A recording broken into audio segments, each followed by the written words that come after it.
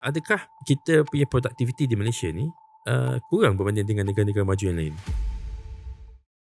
Ya, itu adalah salah satu benda yang difokuskan ya. Tak silap saya, Tengku Zafrul, dia ada cakap pasal perlunya meningkatkan produktiviti setiap pekerja. Jadi kalau kita tengok negara-negara maju yang lain, tak payah pergi jauh lah, kita tengok Singapura sendiri.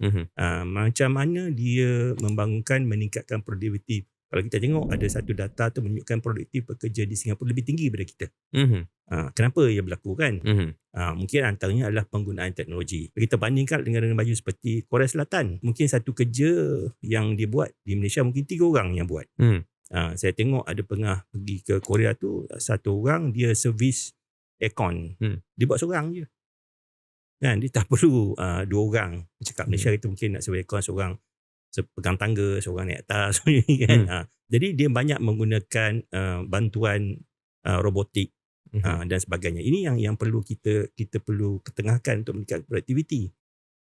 Sebenarnya agensi-agensi seperti Yayasan Peneraju ada banyak lagi, dan tak silap saya juga termasuklah Human Resource Ministry pun ada banyak untuk kajian berikan untuk bukan hanya untuk skill, tetapi yang ada skill untuk reskilling lagi dan upskilling lagi. Dan kalau kita tengok sektor seperti IT misalnya, dia hanya perlukan degree, lepas tu dia naik level tu, dia punya KPI kalau bekerja tu, dia ikut sijil. Berapa banyak you punya sijil you dapat tahun ni. That is you punya KPI. Networking ke, cyber security ke, dia berbeza.